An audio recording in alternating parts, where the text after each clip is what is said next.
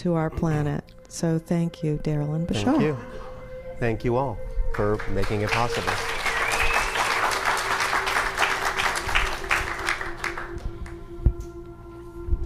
Thank you all very much for being here so I can do it. And have a good time. I'll see you later. Bye-bye.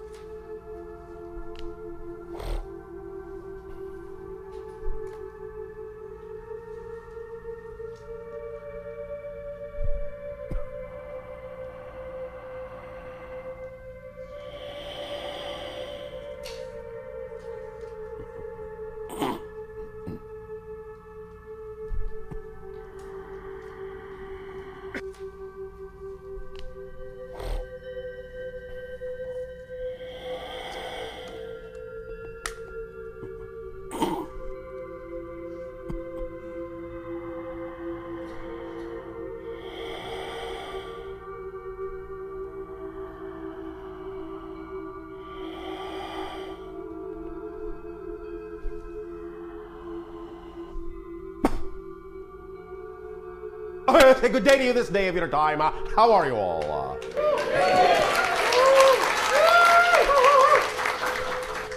We will take that as an okay. We thank you once again, each and every one of you and all of you together collectively, for the co-creation of this interaction that affords us an opportunity to experience through all of you many more facets of the multidimensional crystal of all that is. So we thank you for expanding our awareness of all the different ways that creation can express itself. Let us begin with the understanding and the idea and the sharing that has to do with the relationship between physical mind and higher mind, functioning as a whole person. Now,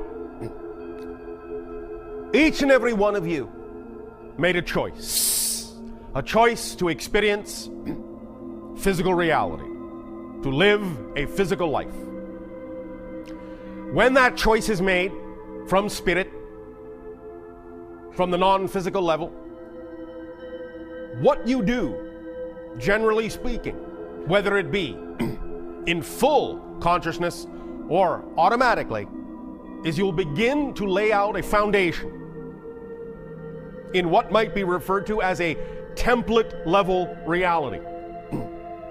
A frequency, a domain of reality just above physical reality, what some might refer to as a lower astral realm. In this template reality, energy, vibrations are somewhat slower than the idea of higher spiritual realms, but not quite as slow, not quite as dense as physiological reality. Nevertheless, it's close enough so that it can be used as a template to set up certain scenarios to play out, to blueprint certain scenarios that will be experienced in the physical reality to come. By setting up these scenarios, these themes for exploration in the template reality, you thus create a kind of automatic function that allows you to focus on the experience and exploration of that theme when you are in physical reality without having to think too much about how that's being done. It's part of the creation of the consensus agreement. That happens in the template level reality, where you all agree to create certain similar circumstances, certain similar conditions by which you will all experience physical reality. It's the level on which you all generally agree to the general rules by which you will play the physical reality game. Once then that has been established in template fashion and set into place, your consciousness then, in a sense, passes through that template on its way to physical reality, on its way to crystallizing yourself into physical materiality, bonding with the idea of the physical body, consolidating down to that focus. And by passing through that template level, you take on the attributes of the general agreed upon reality. You start to imbue yourself and infuse your consciousness with a structure. You crystallize a particular structure that is representative of that reality in which you will have an experience. A similar analogy would be to you that you are deciding to go deep sea diving. And you must then prepare by putting on the proper wetsuit, putting on the proper diving apparatus, and your breathing equipment. You prepare yourself for the environment into which you are about to plunge.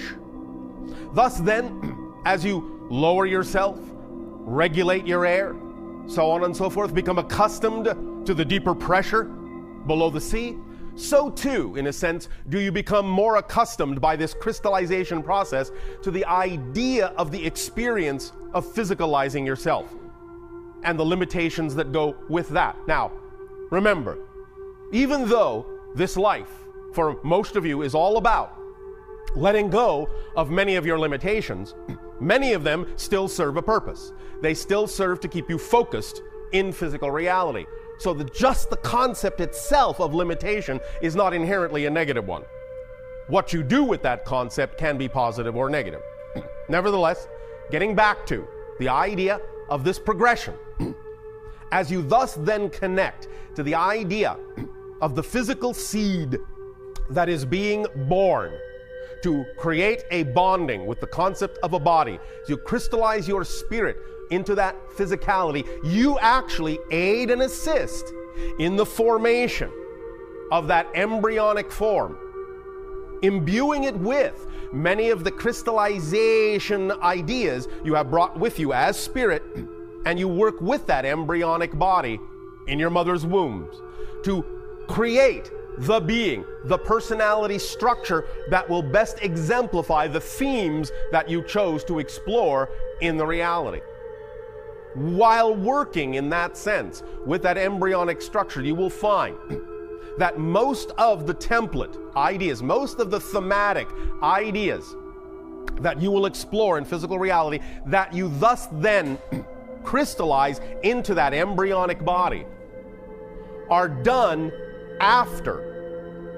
on or after the 49th day of the existence of that embryo.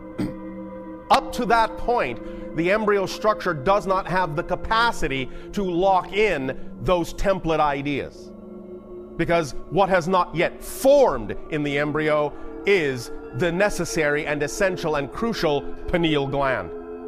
Once the pineal gland exists, because it is in the brain the gateway and the doorway between higher and lower realities, it is necessary for it to be there in the embryo to function as the gland that incorporates those template ideas and thus then starts to arrange the idea of the neurology of the brain in such a manner and the cellular structure of the body in such a manner as to be conducive to the ideas and the themes that are being crystallized in that body.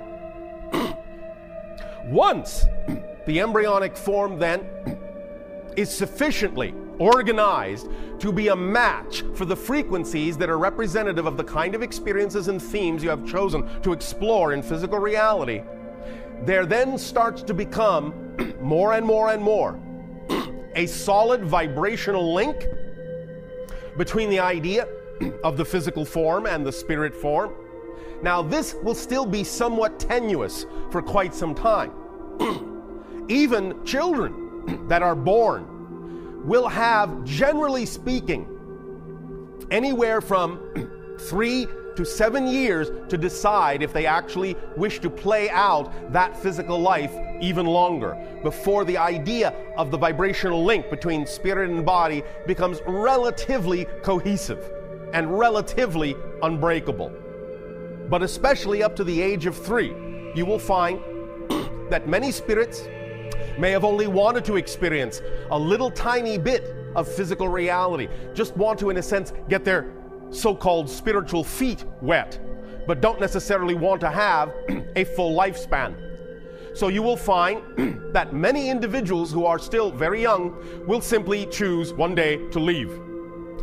This is not the only reason, but it is one of the major reasons for what many individuals on your planet call unexpected crib death. They will just have lived out the span that they chose to live, and they will simply go back into spirit. The idea also of what you might refer to as either miscarriage or abortion is also something that, in a sense, serves the spirit's purpose of choosing someone who wouldn't necessarily choose to have a full-term child, and thus by forming a link with a person who has made that kind of a choice, they will get to experience just the portion of physical existence that they chose to experience and no more. Now, this is not in any way, shape, or form a commentary on that kind of choice. It is simply saying that nothing goes to waste, and in that sense, it all serves some spirit's purpose. So in that sense, doesn't need to be looked at in any kind of a judgmental way. It is simply a choice, a circumstance, and an opportunity that is taken advantage of by those it can serve. Now, as you further crystallize the embryonic form, and it starts to set up cellular structures and neurological pathways in the physical body that are representative of the kind of themes you will explore, what it also starts to create is the personality construct, the representation of the intelligence of the spirit, the consciousness of the spirit